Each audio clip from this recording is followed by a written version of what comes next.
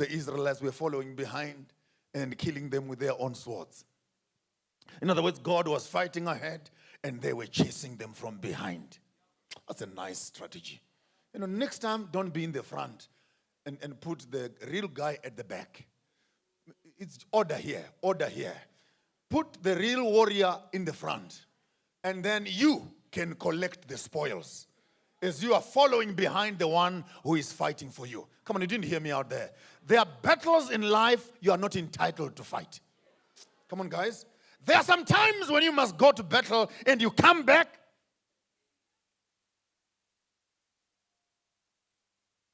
clean, with no hair missing. Because the battle was never designed to be your space of injury.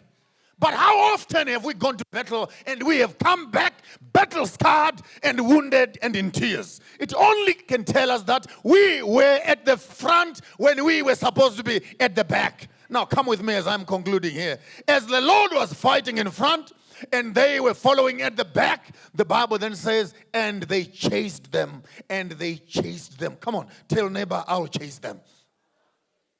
You need to find these Philistines that harass you.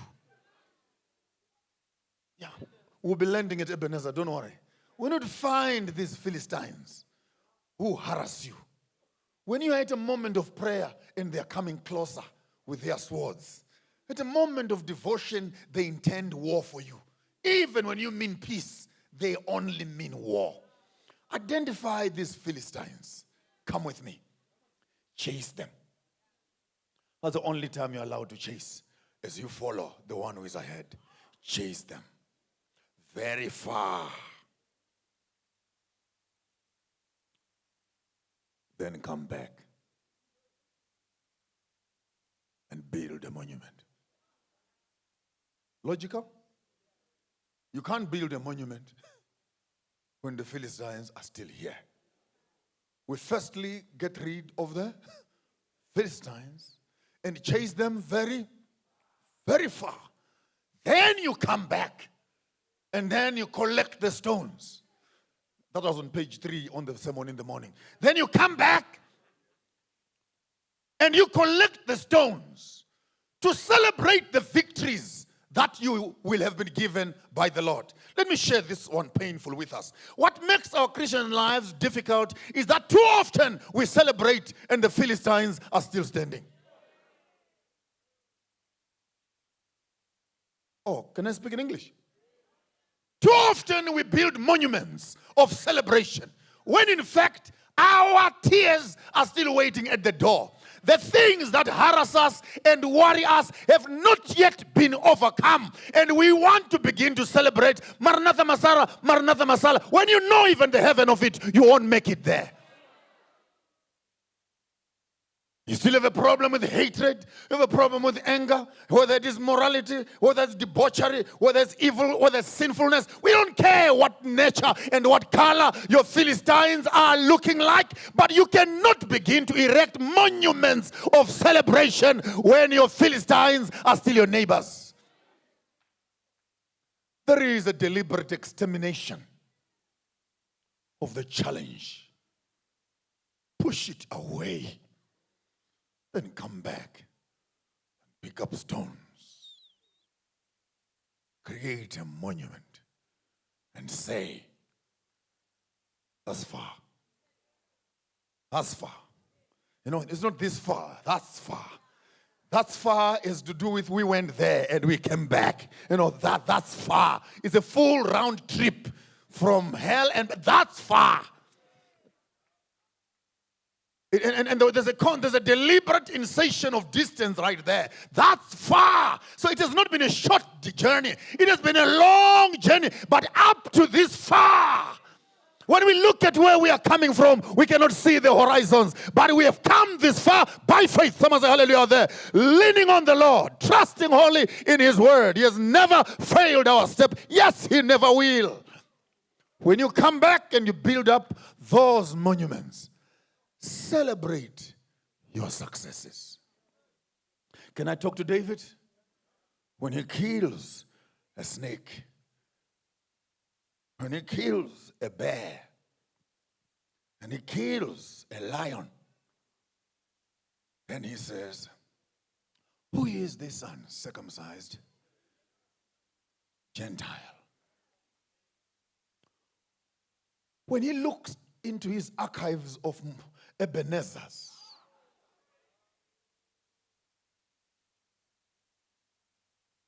I mean, I'm not joking. Every other battle was becoming bigger and bigger. And you almost think it's time to run. But David knew and understood that you don't win bigger battles if you are in the business of running away from smaller battles. Come on, someone say hallelujah out there. You cannot begin to challenge up the Goliaths when you run away from snakes, you run away from bears, you run away from mice. I know some people who are scared of mice, they would collapse and die. But they are not afraid of their husbands and their wives, but they are afraid of mice. This world is a funny place, isn't it? Uthola umfazi osabi igundane but akayisabi indoda enentshebe enezikhwanqa kanje. Uyikhomba ngomunye kanje athi hey wena ufaka igundane. You cannot be in the habit of winning bigger battles if you are in the business constantly of losing and running away from smaller battles. David then says, fight your smaller battles and win all of them. Put monuments of character in yourself. And when you hear his CV, then he says, I killed a bear.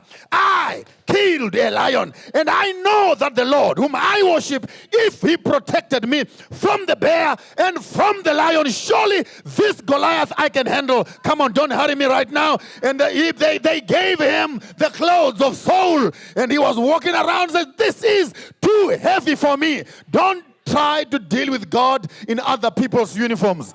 That's my statement for decolonization. You cannot go to battle dressed up in other people's uniforms. Loosen up a little bit. If we killed lions and bears without these uniforms, we don't need the uniforms to start fighting Goliath that is here. So David takes off the clothes. I can get carried away right there. The voice sounds like Jacob, but the skin feels like Esau. Oh, that's for another day. And he removed the excess clothes. He picked up his sling. He went down the ravine. Oh, that's English now. He went down the ravine. When he got down to the ravine, he picked some stones. You didn't see that one coming, did you? He picked up some stones. Filled up his bag. One only he needed for Goliath. Some scholars suggest that Goliath had 5 other brothers and he had enough stock in case. Come on, church, you didn't hear me. I said pick up the stones. Hello, somebody. Pick up the battles you're going to fight in life are actually built from the experience that you have as you cross over the ravines. I said, pick up the stones. And there's nothing extraordinary about the stone. But when a small stone is in the hands of obedience, on the speed of divine propelling, God always allows your enemies to make mistakes.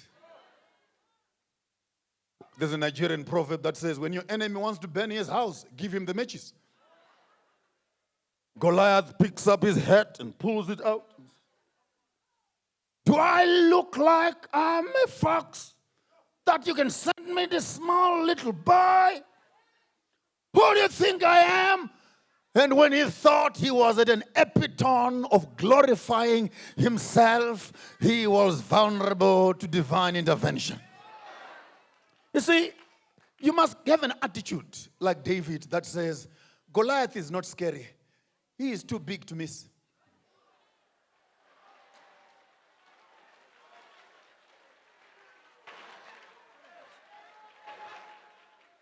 I am fair.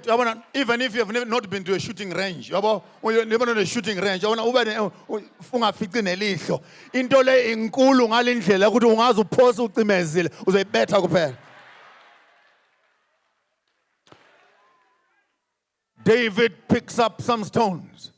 He walks up to Goliath, swings. You come to me with a sword. You come to me with a knife.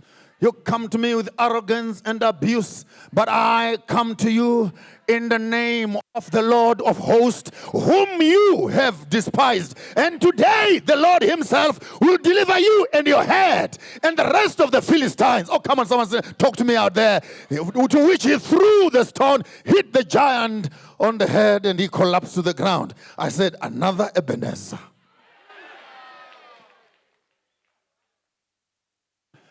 Life, therefore, is usage of stones. Pick up the stones. Celebrate every success. No, they are not for parties. They are for stamina and muscle. Don't get yourself too carried away. When you have a success, celebrate it. In the midst of being excited, remember, lesson 2 is coming. Another battle is coming. Of course, I would not have time to teach you about David, that after he kills an enemy, next thing he has to protect his enemies. Battles change all the time. All along, you're used to shooting and killing and chopping, and the Lord then gives your enemy into your own hands in the same cave. And David has to stand up and say, I cannot touch the anointed. Because at the end of the day, the Lord is interested in developing characters than coloring beautiful CVs in our lives. So when you make it, celebrate it. Actually, be careful, for the next one is coming. Can I challenge all of us? By the time we leave here tomorrow, please pick a stone. I mean physically.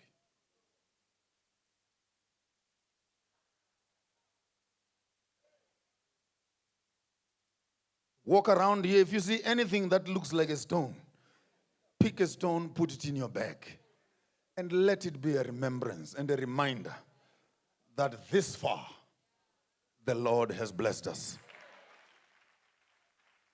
This far the Lord has blessed us. Chase your Philistines, celebrate your successes, await the following battle.